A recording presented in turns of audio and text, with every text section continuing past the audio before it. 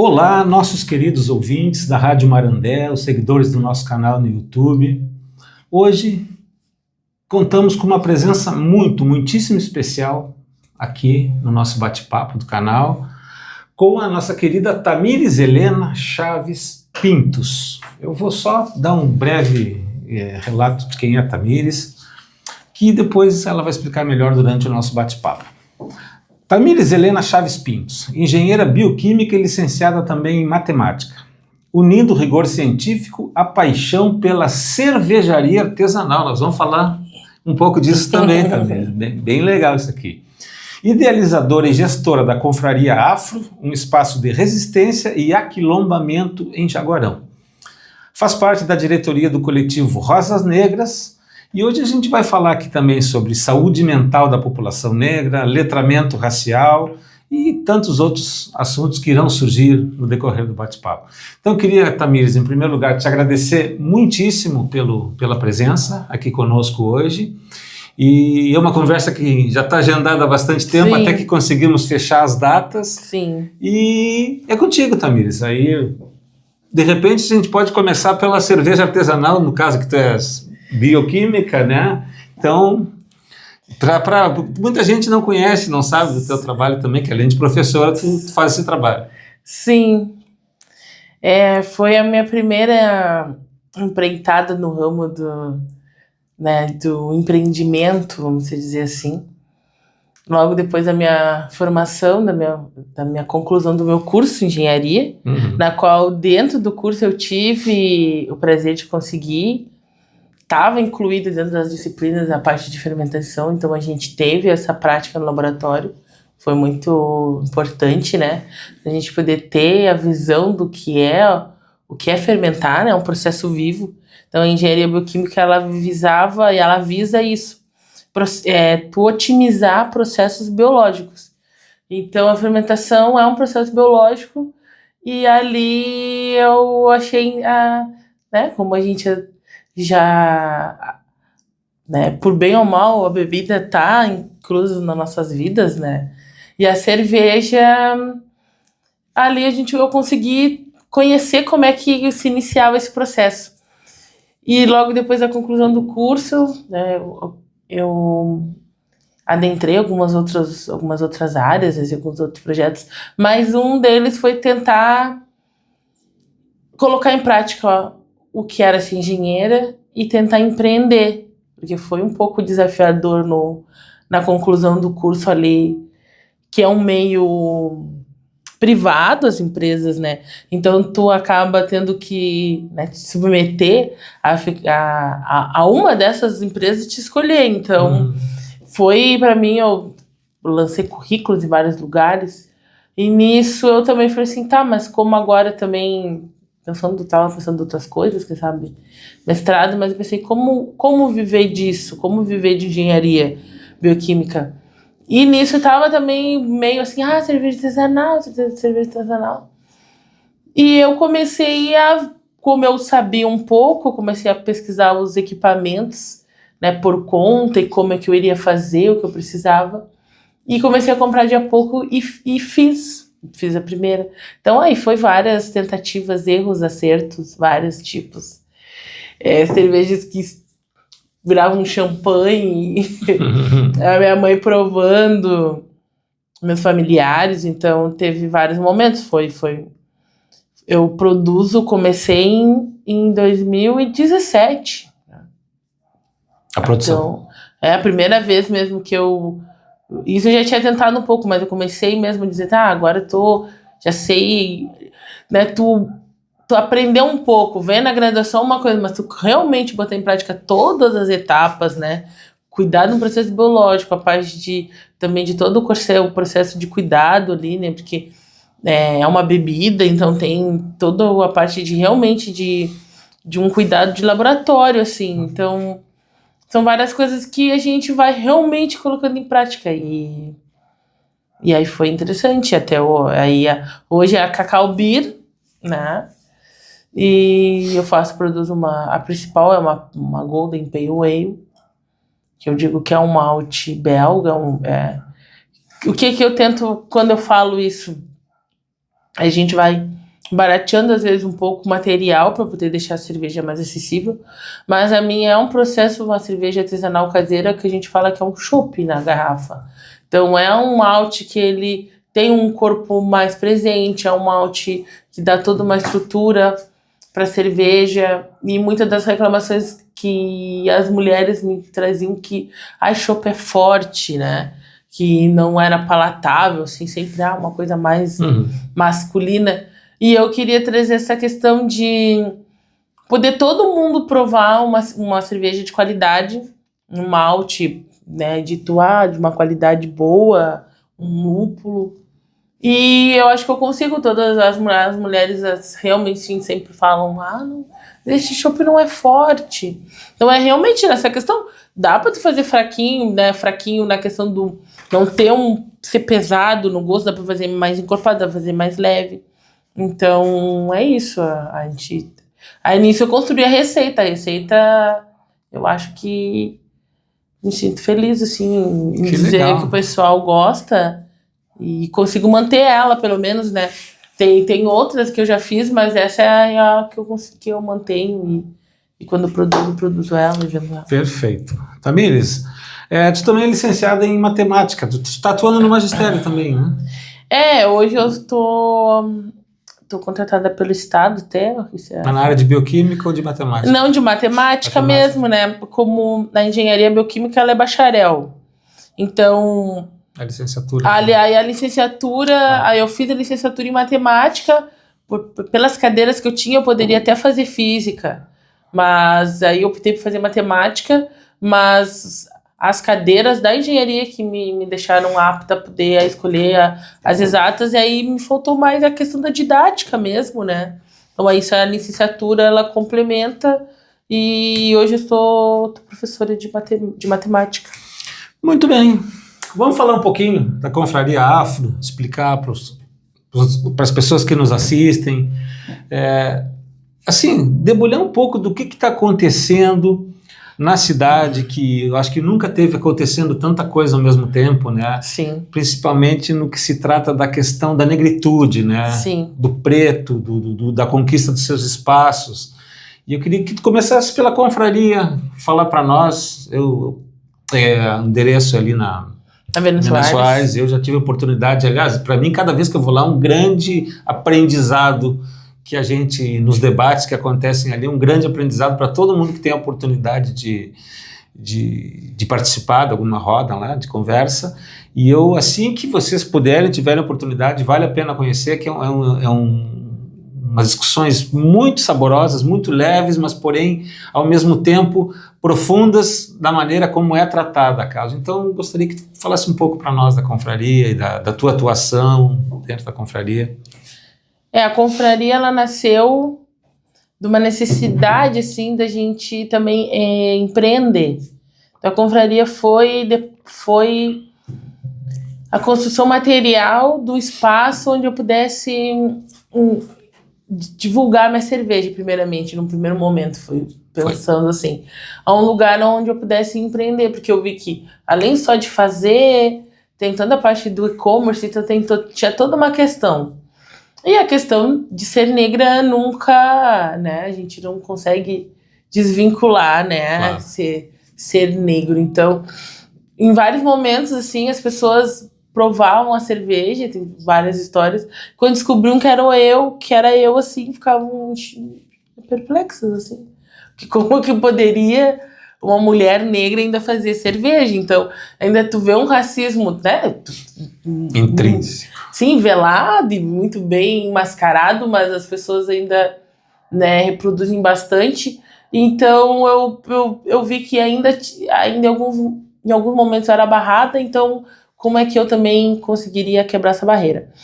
E foi conversando com algumas amigas, a gente falou, vamos criar um espaço físico. E nisso eu falei assim, eu quero criar um espaço físico, o nome vai ser Confraria. Aí a gente, né, criei toda a questão de que fosse um lugar, assim, que tivesse uma recepção, que a gente pudesse receber as pessoas, que eu pudesse, quem sabe, então, comercializar cerveja, pudesse ter um canto do café, pudesse ter o salão voltado pro cabelo afro, né? A gente tinha também... Aí começou assim com 3 amigas, vamos dizer. E outra que fazia toda a questão de toucas, de cetim, toda a questão de moda. Então a gente começou assim, como empreender mesmo, como ser negra e empreender no ramo da negritude, né? E aí, hoje a confraria ela foi aumentando e foi se moldando. E hoje, além disso, ela é um espaço físico que a gente consegue manter e ter um espaço onde a gente constrói e faz acontecer rodas de conversa, como tu falou, né? A gente tem um grupo que a gente chama também de Frente Preta, assim, onde a gente conversa sobre as demandas que a gente traz como comunidade negra, assim, com o Ilê Xamanice Xangô, com o Clube 24, com algumas outras diretrizes, como a comunidade, o Centro Comunitário da Vencato, algumas outras, a comunidade carnavalesca. Então, a gente tem um grupo onde a gente, algumas demandas, né, a cidade acontece, né, e a prefeitura, ela não nos dá um suporte, né, realmente, assim, do que seria cobrir e nos dar um suporte para esse calendário que já tem de festividades negras. Então a gente acaba conversando muito e algumas coisas a gente elabora nós mesmos, né? E aí a gente faz acontecer tanto a Semana da Consciência Negra como o Dia da Mulher Latino-Americana-Caribenha. Então a gente tem vários momentos, Dia da Mulher.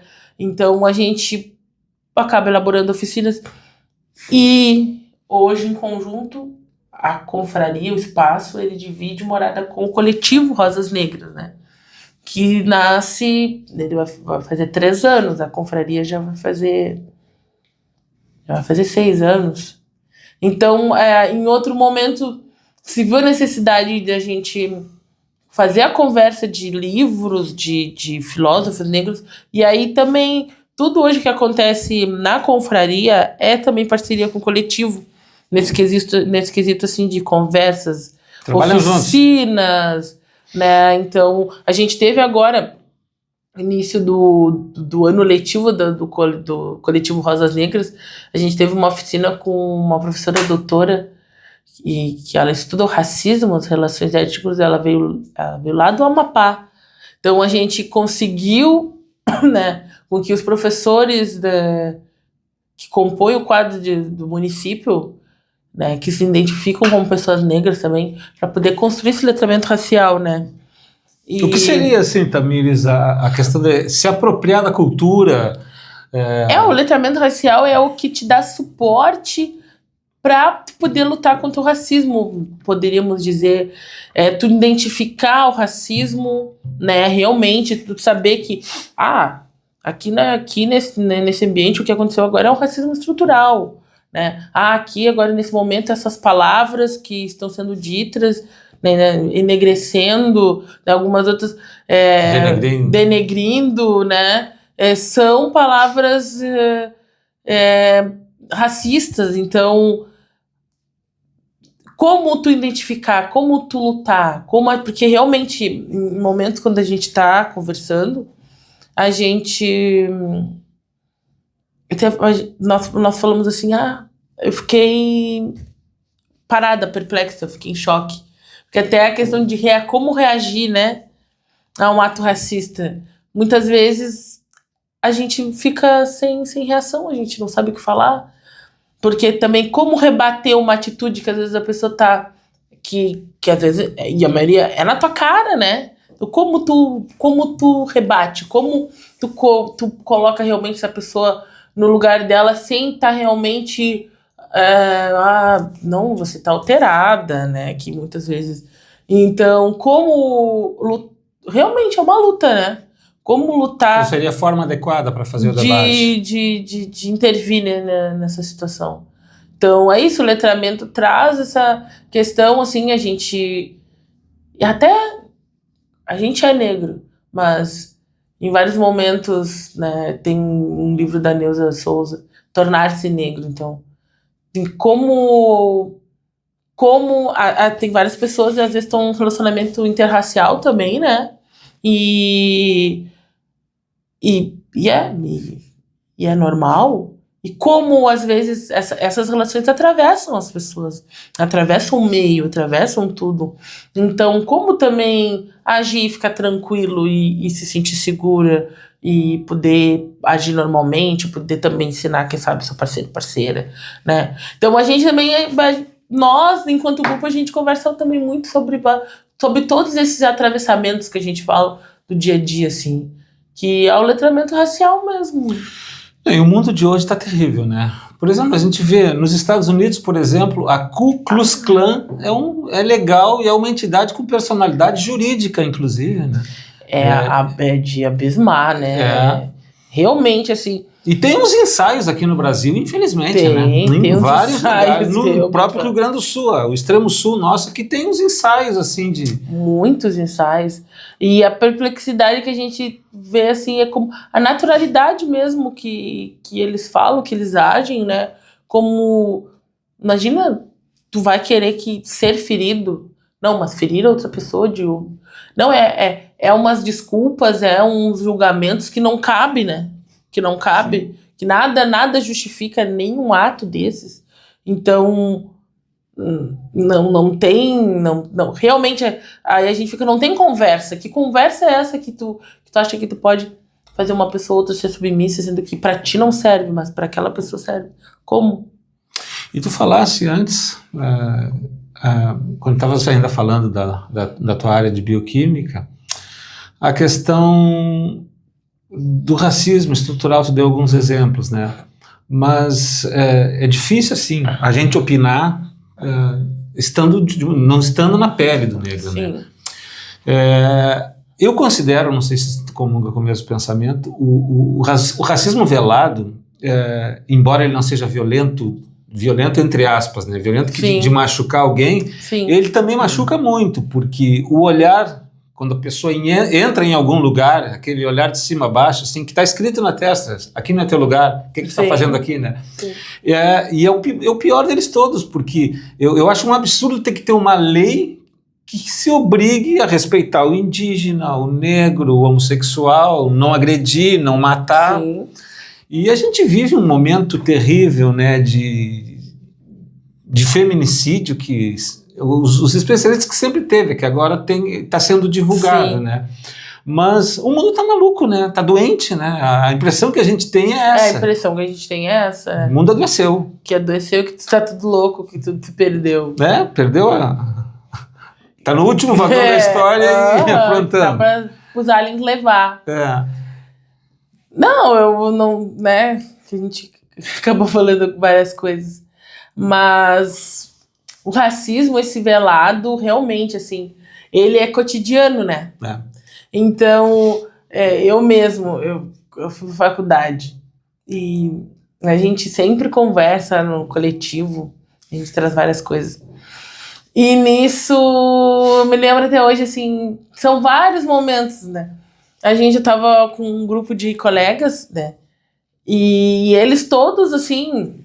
Uma faculdade federal, quando você entra numa faculdade federal, por isso que eu luto tanto com todas as pessoas que eu converso, meus alunos, eu falo do PAV, eu falo do EUNIM, eu falo de de como acessar essa esfera, falo da casa do estudante, falo de como tu conseguir, falo das bolsas do assistencialismo que tem. Porque assim, quando tu entra lá, tu vê que a maioria já são pessoas ricas, são pessoas que têm. Por isso que o papo é nossa, meritocracia, não, porque pra que tanta cota, porque ele sabe quanto é importante o federal e aí não tem, tu vê um outro lá, uma pessoa que de baixas condições, assim, a maioria das pessoas dos cursos, ainda mais tu vê cursos como engenharia ou outros, são pessoas que têm posses, que o pai banca um apartamento, que banca uma estrutura de vida.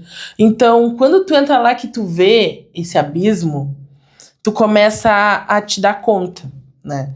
E aí meus amigos todos, meus colegas, assim, todos, né, tinham, vamos dizer, mais condições melhores que a minha, né? E um dia a gente estava num apartamento, estava num apartamento de uma colega minha, e chegou uma tia dela, assim, E ela olhou pra mim assim. Eu era a única negra, sempre fui a única negra. Tu entrou 50, eu era a única negra que entrou. E aquilo sempre eu tive uma certeza tão grande, assim, tipo assim, que eu tinha que fazer qualquer coisa pra seguir lá, porque só tava eu, e eu me lembro que eu falei assim, se eu sair daqui não vai ter mais nenhum negro, e como é, e aí eu vi a distância até de estudo, porque eu sempre estudei em colégio, né, público, e aí elas já tinham visto cálculos todos, eu nunca tinha visto cálculo, uma integral, e eu via, tipo, era um abismo. Se eu não corresse um pouco mais, eu não ia chegar. Quer desistir. Então eu via que o abismo já estava antes, né? E aí eu tentava fazer de tudo pra tentar ver, porque eu digo assim, mano, já tem uma lacuna, né? E aí ela chegou assim e olhou pra mim, fez uma cara. Tá, e eu segui minha vida normal. Aí depois, no outro dia, essa minha colega falou assim, na inocência dela também, ela falou assim, Tamir, sabe que a minha tia me perguntou o que tu tava fazendo lá? E eu tive que dizer pra ela que tu era a mais inteligente de todos. A justificativa de eu estar presente é porque eu era mais inteligente. Eu não era. Né? Então, isso vai te entrando de uma maneira dolorosa e devagar, vai em tudo que tu faz. Então, tu mesmo, daqui a pouco, chega num lugar, tu pensa assim, será que eu tenho? Será que eu tô certo? Será que tá certo, tá aqui? Será que tá normal? É que nem no ensino fundamental, todo mundo leva a banana para comer no recreio. Quem nunca, né? Sim, sim. Tá, mas o branco não tem problema. O que acontece? Não, e aí isso é aquilo, né? Aí isso é algo estrutural mesmo, né? Da estrutura te associar a elementos e as pessoas seguirem reproduzindo. Olha, assim, ó, hoje mesmo, realmente, eu sou professora agora. E é, assim, eu tô em Erval, né? Um pouquinho mais interior. Eles ainda falam, assim, como se fosse de uma maneira brincando, mas assim, para porque tu é preta. Juro, eu escuto, né? Mas aí tu vai perguntar assim, fulano, por que tu tá falando isso? Não sei, não, mas é brincadeira, eu gosto dela. E aí tu explica, tu traz, mas a própria pessoa que escuta aquilo, dá pra ver, ela não se sente confortável. Mas aquilo é todo dia. Se ela vai reclamar, ela vai ter que reclamar todo dia. E eles acabam deixando, né? Então, se não vem algo realmente de cima, assim, mostre e rompa, aquilo, eles normalizam realmente o racismo que vira uma estrutura de racismo, de tu realmente, de menosprezar, diminuir uma pessoa. Então, assim, E a pessoa que sofre, isso realmente te molda. Te molda como pessoa. Porque como eu te falei, às vezes tu entra num lugar, mas será que eu tô confortável? Será que alguém tá me olhando? Tipo, uma coisa que aconteceu, vamos dizer, lá atrás, nunca mais ninguém vai... Tu tá num ambiente super confortável agora aqui, mas tu vai associar, tu vai ter um gatilho. Porque isso já aconteceu e aconteceu outras vezes e como é que tu vai saber que agora tá tudo normal? Né? Então, o racismo, né, nos momentos que eu tenho para falar, que a gente fala, que a gente tem nos momentos da Semana da Consciência Negra, a gente diz que o racismo não foi nós, pessoas negras, que criamos, né? Imagina tu criar algo que te menospreza, né, que te causa dor. Então nós não criamos o racismo, né?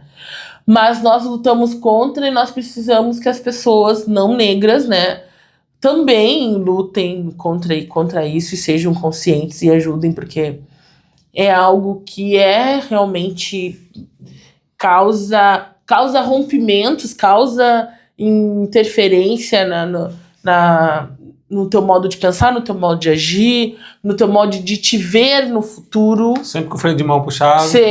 Tu sempre, né, como a gente vê hoje eu fico tão feliz que eu abro o jornal e vejo as mulheres de trança. Todas, né, no jornal, assim, algumas estão Evidenciando a beleza nele. Porque o cabelo era uma questão, né? Deus me livre, tu andar com teu cabelo natural, como? Né? Era estrutural tu não poder usar o teu cabelo natural. Hoje não. Hoje a gente realmente rompeu isso. Tem também, que isso, outras pessoas, né, reproduzindo. Mas se rompeu a nível que realmente tu consegue realmente afirmar e tá, né, e realmente que as mídias também, né, realmente nisso reforçam que o cabelo, a gente pode usar o cabelo da maneira que a gente queira. O cabelo é nosso, não existe um molde, não existe um estilo, não existe. Então, e ainda mais cabelo afro, não é um cabelo liso. É extremamente difícil conseguir deixar um cabelo crespo ficar liso, né? É muita química, sendo que interfere também. Hoje a gente tem estudos que interferem geneticamente no couro cabeludo, que acontece várias coisas. Então, antigamente. Perda de cabelo? Diz que causa câncer, né? Sim. Que tem vários, que é toneladas de produto, né? Cada tipo daqueles afro, né? Quem é negro sabe, né? E são vários tipos de produtos. Então ele. N. Outro dia eu fiz um bate-papo com a Patrícia também. E foi bem legal como isso que a gente está fazendo.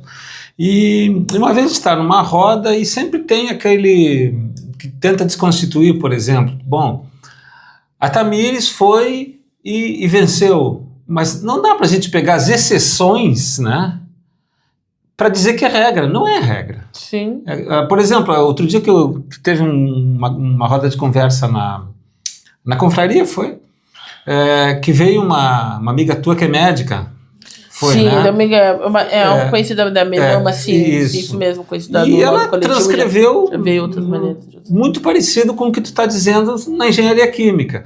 Mas o que aconteceu nessa roda foi assim, aí o cara alemão disse assim, tudo é vitimismo hoje, porque me chamam de alemão batata, e eu não fico bravo, não fico dizendo que estamos tratando com racismo, mas a diferença do alemão batata é que ele entra numa loja X, Y, num shopping, pelo fato de ser alemão, não sai 2 seguranças vigiando. Sim, automaticamente, né? Totalmente. Então, é muito fácil. E a meritocracia é uma questão assim, a meritocracia, se todo mundo, uma corrida de 100 metros, tu partisse do ponto zero para chegar nos 100 metros, tudo bem. Tudo bem. Mas agora quem está a 5 metros da linha de chegada, a 4 metros vai falar em meritocracia, por favor, né? Podiam elaborar mais uma questão, uma pouquinho mais elaborada para tentar convencer alguém. Sim, né? Sim. Não existe isso. Não existe. A gente eu e meu namorado, a gente conversa bastante sobre isso. Hoje a gente estava até falando assim, o que é receber bem, o que é ganhar bem, o que é viver bem. E a gente traz muito essa questão assim, eu sobrevivo, não vivo. Não, agora eu tô vivendo, não tô sobrevivendo. Tem muitas essas questões assim, né? E pra mim, né, isso também são, né, como abordar esse assunto, né? Existe uma linha, né? O que é ser uma mulher negra, né? Vamos se dizer, com 30 anos. A maioria das pessoas, das mulheres negras que eu conheço, e muitas me lembrando hoje das que eu convivo hoje ainda, que a gente tinha os nossos sonhos lá de 16 anos, 17 anos. Então, vários sonhos, né? Mas a gente tinha assim, uma das coisas tentar nos construir um pouco melhor, porque as nossas referências eram nossas mães, e muitas tinham também tido filho cedo. Então, a gente queria, primeiramente, quem sabe, não ter um filho tão cedo, né? Tentar construir uma família, tentar construir uma carreira, tentar construir algumas coisas, né? E nisso, sim, eu acho que eu me foquei tanto que até de vários momentos eu mexo, que eu fugia, né? Eu era uma pessoa assim, me convidava para uma festa, alguma coisa, eu fugia, eu não ia, porque eu queria tanto mesmo, e assim, não é brincadeira mesmo. A minha mãe falava pra mim assim, não, tu vai fazer faculdade, não sei qual, mas tu vai fazer. Então, eu queria fazer uma, né? Porque eu não sabia qual era. Sim, normal. Né? E nisso, assim, realmente tentar o que é viver uma vida plena, feliz, né? E vamos se dizer, profissionalmente bem, né? Ainda eu me vejo, como a gente pode dizer que trazendo agora essa questão, os millennials, né? O pessoal dos 30 anos ali, que nasceu em 86 até 90 e poucos. Então, o terreno tá muito caro que a gente mexe, né? Então, quais são os objetivos que estão na nossa mente, que estão na nossa cabeça, tá dentro também a questão da saúde mental que a gente é dito, que não nos vão adoecer mesmo? Quais objetivos que a gente tem que ter, que eu também trago, e eu acho que muitas pessoas também se conversam consigo mesmo. Quais objetivos eu vou delimitar, vou botar como meta, mas também que não vai me deixar maluca. Eu vou conseguir mesmo dizer que eu vou comprar um terreno agora, logo mais?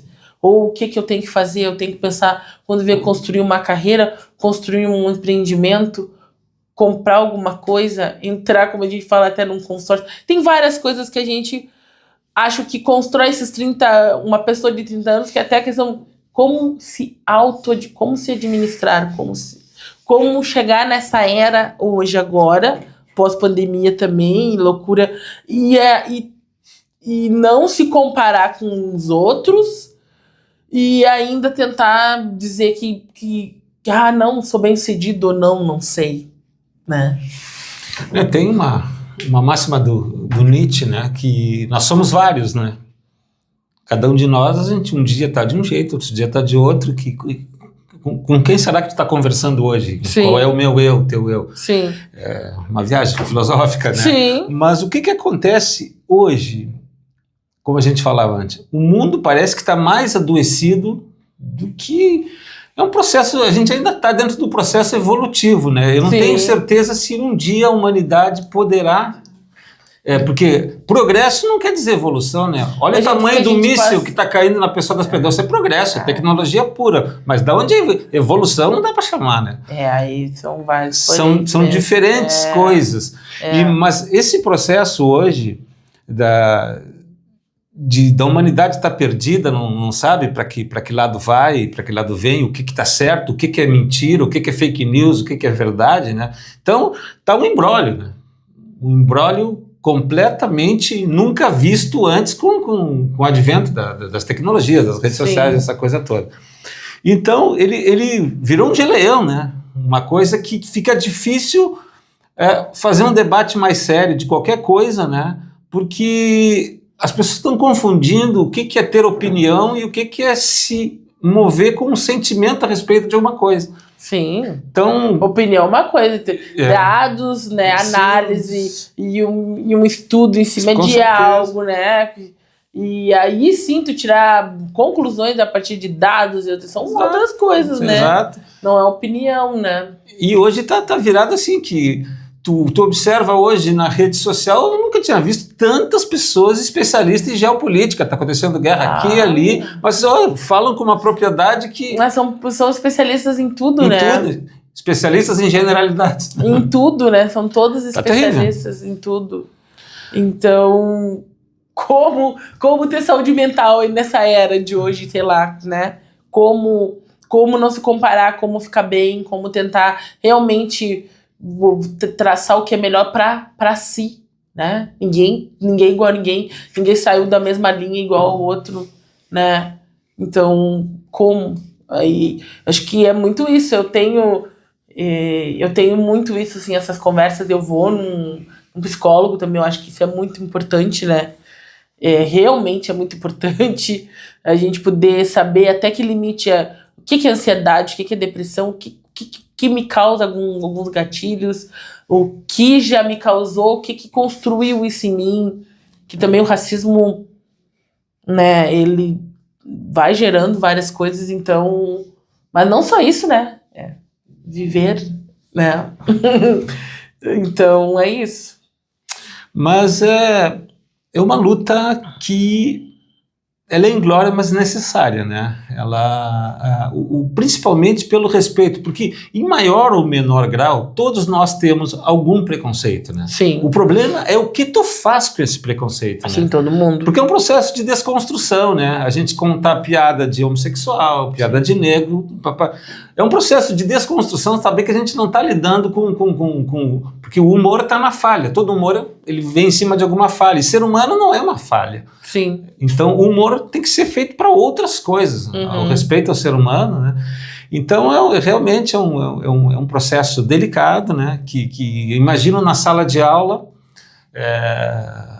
a vida do professor que é tumultuada, com uma carga horária super apertada, e conviver com todos esses problemas, né? De tudo que pode acontecer dentro de uma sala de aula, dentro de um ambiente escolar. E a gente está num problema seríssimo de intolerância, né, para tudo. Eu não gosto muito desse termo intolerância, né, porque o oposto seria tolerar. Então eu tolero aquele lá, aquela Sim. lá, apesar disso. Então não é tolerar, é respeitar, né? Sim. Cada um dentro da sua característica. E também na escola nos ensinaram a acreditar que a abolição veio de uma benevolência da princesa Isabel com desrespeito a toda a história de luta dos negros. Sim. Não, e só ensinavam isso, né? Sim. Era só isso também. Sim, só um isso. assunto proibido, né? É só isso, né? Não, toda a história não, era só isso. Existia escravo, sim, teve um momento que eles vamos abolir e deu. E aí a princesa foi lá. A própria muito Revolução querida, Farroupilha com o massacre dos lanceiros negros. Dos lanceiros, né? E tem o heroísmo. Gente, covardia não combina com heroísmo. Entregar os negros desarmados para as tropas federais para serem mortos, né? Então é todo um processo. E os índios, né? Assim, a gente sabe, quem ignora isso realmente, né? É ignorar a história, é ser ignorante, né? A história do Brasil foi criada em cima de um racismo brutal, assim, um carceramento, um aprisionamento, um rompimento, romper laços, raptura de pessoas de um continente, outro continente, trazendo pessoas à força dentro do navio, pessoas que lutavam, outras pessoas se jogavam ao mar. Quantos negros a gente tem aí? Existe que, né? Se tu vai no Museu da Angola, a mãe foi, minha mãe teve prazer, então às vezes a gente nem pensa, mas dizem tem um número de quantos negros se jogaram ao mar, né? Então e eles trazem isso como história, e às vezes a gente deixa isso apagado, dos negros que ficaram no mar, né? Tem os que venceram toda a trajetória que era ainda vencer num ambiente totalmente insalubre. Pensa precariedade extrema, racismo brutal, menosprezar uma pessoa a ponto de ela não poder respirar. Então isso tu privar um ser vivo de tudo que há, né? De qualquer tipo de empatia ou olhar de bondade que seja. Então foi isso que aconteceu, né? Então outras pessoas, muitos morreram ao mar. Então não existe, aí tem Racionais, quem não virou comida de tubarão, ou quem não virou comida de tubarão foi quem chegou aqui.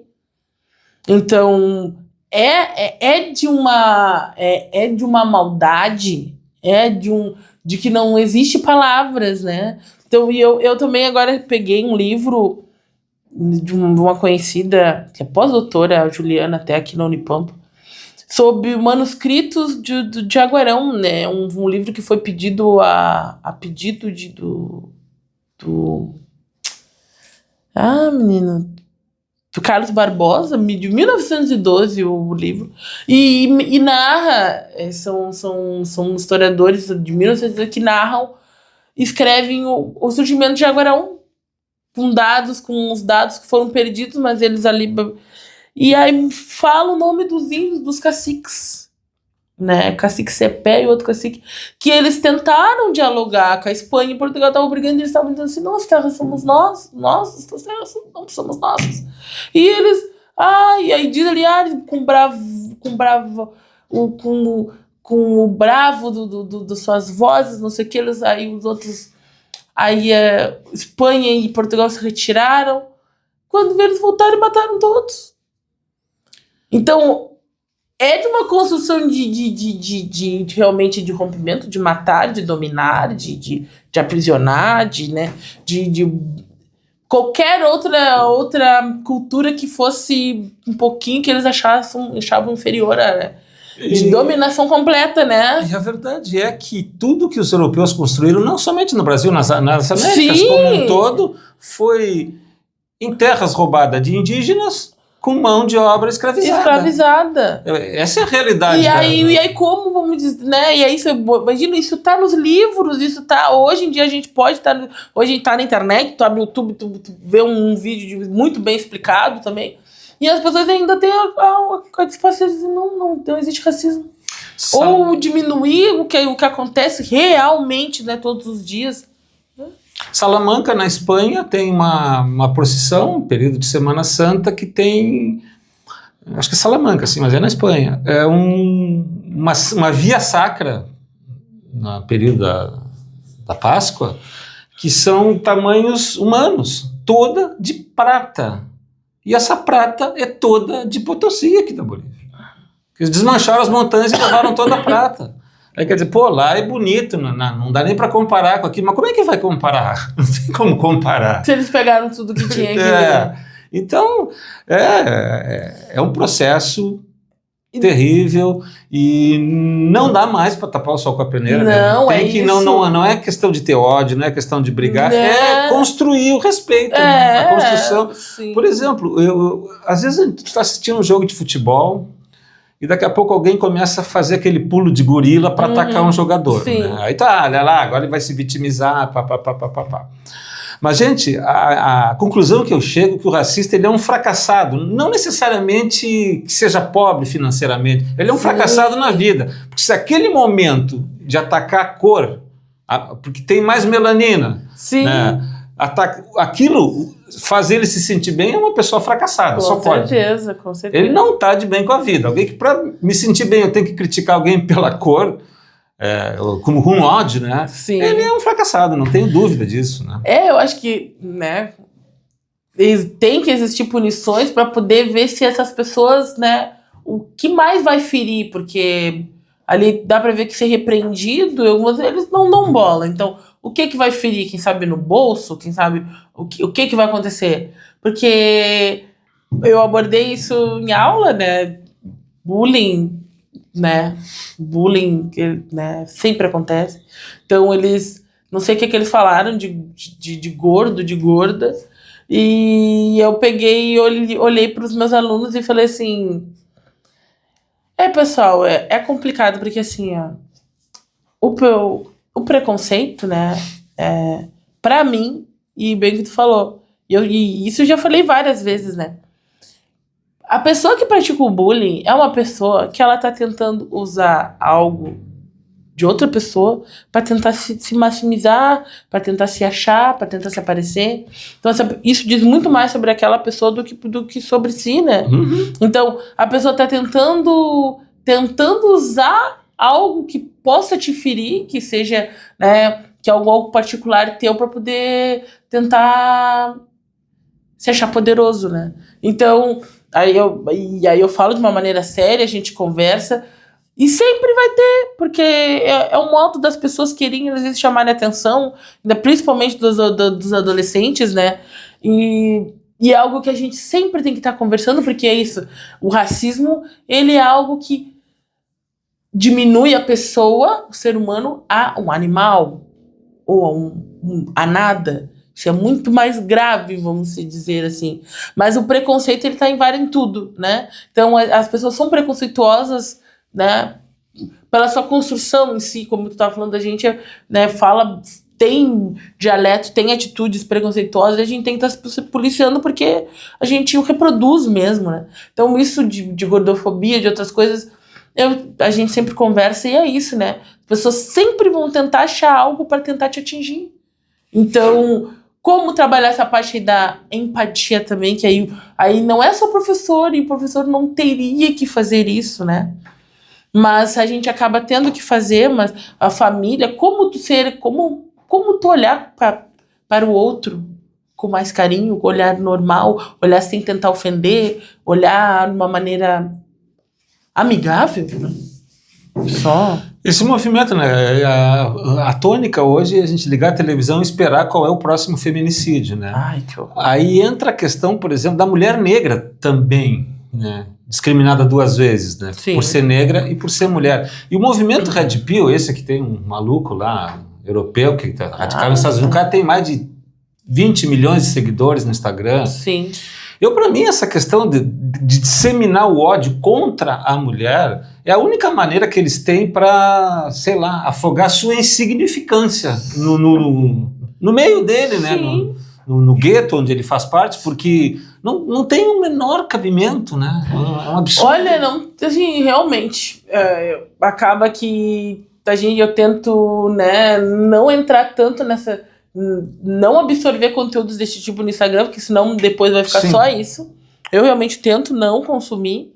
Eu não entro, né? A gente ouve a reportagem, claro. Não, mas aí a gente ouve o caso daquele dos meninos, dos marginados, né? Sei lá, eu nem sei que palavras usar, né? Estupro coletivo? Da menina ali no Réveillon, né? Que foi Réveillon aquilo. Então, ser mulher, tu nasce mesmo e tu te constrói num medo. Não tem outra palavra, assim. Como isso é pesado, né? Tu realmente sentir medo ao sair de casa. A gente sente medo ao sair de casa, né? Trazendo pro lado de ser negra, e isso, assim, poderia falar muitas coisas, né? Minha avó mesmo falava assim pra mim, quando eu tava com as minhas primas: guria, se cuidem, se cuidem, se cuidem. Aí a gente ficava, mas que tanto?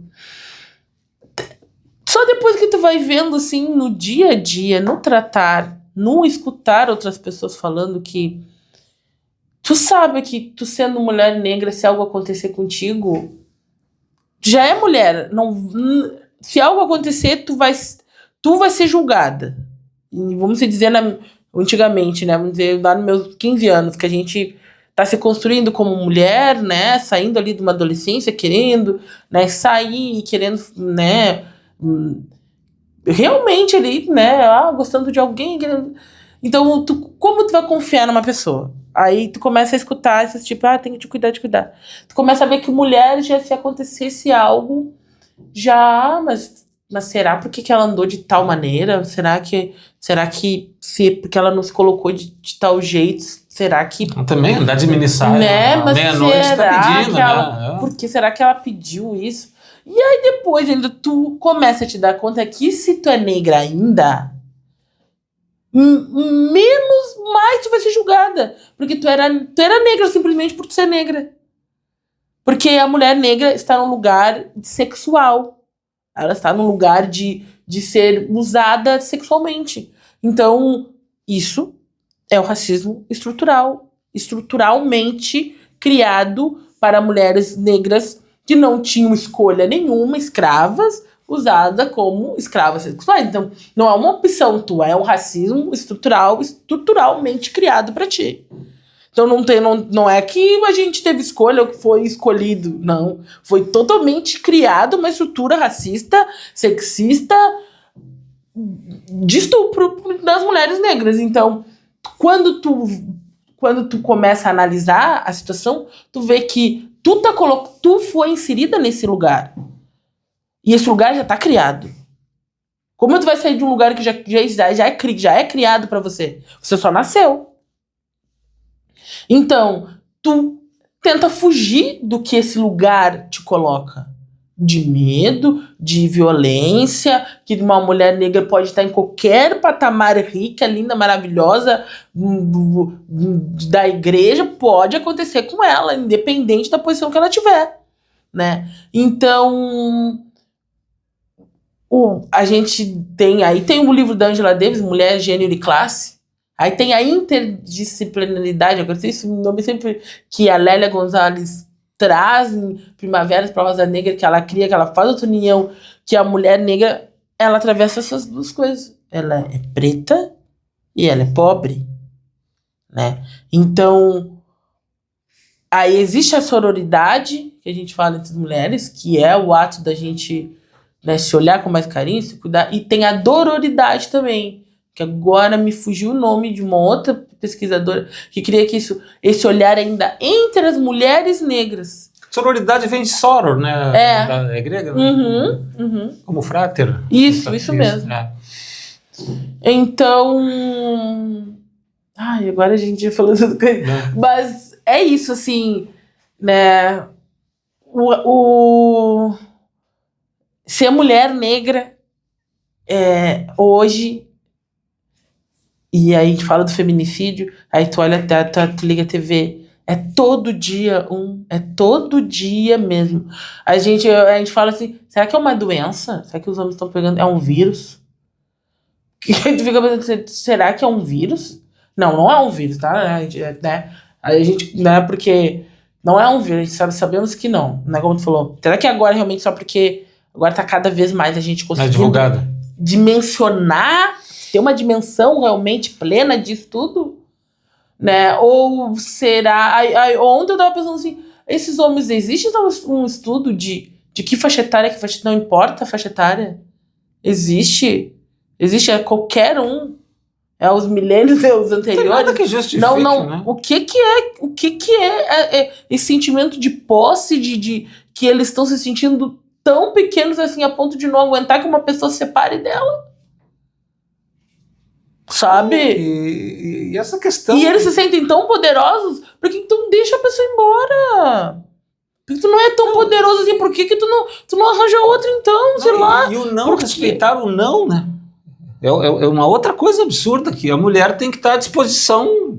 Sim. Não é não. Porque... E eles se dizem tão importantes e tão poderosos e os mais lindos, aquele loirinho, aquele que é pequenininho, que é o mais lindo, é um príncipe. Ele diz que ele é um príncipe. E autodeclarado. Ele diz que ele é um príncipe, que o cabelo dele é de príncipe, e que não sei o que. Tem os outros também que eles são lindos. E aí, se a mulher se separa, não pode separar. Mas tu é tão bonito, tu é tão maravilhoso. Por que tu não te separa? Porque deixa a pessoa embora. Tamires, para encerrar, tô lembrando eu não me lembro se é um indígena maia ou asteca, que vinha o pessoal, né, religiosos, com Fernão Cortés, com Pedro Álvares Cabral, com Cristóvão Colombo, para ajudar, entre aspas, colonizar, roubar a terra dos índios. E um dia um bispo tentando convencer ele, não, tu tem que aceitar isso aqui porque tu vai pro céu. Aí ele perguntou tá, mas tu vai pro céu? Claro que eu vou pro céu, então eu não quero ir. Vou para qualquer lugar. Se tu vai estar no céu, lá, tu tá fazendo isso tudo comigo e tu quer que eu vá contigo? Não quero. Então vem ser uma metáfora no caso, né? Mas os absurdos que tem. Se a gente for entrar nessa seara um tanto quanto, que pode também gerar uma polêmica de desrespeito à crença, que não é o caso nosso, né? Para mim, o Estado é laico, cada um acredita no que quiser, desde que não discrimine ninguém, né? Desde que não intervenha na vida da pessoa. O que eu creio é certo e o que tu crê é errado, né? Sim. Tamires, foi um grande prazer, bate-papo. Muito obrigado mesmo por ter aceitado o convite, né? Vindo aqui, espero que seja a primeira de muitas. E tamo junto, né? Se precisar aqui, o espaço do canal, da Rádio Web também, está sempre à disposição, e que tenhamos mais ótimos bate-papos como esse. Foi um prazer mesmo. Muito obrigado pela presença. Muito obrigada.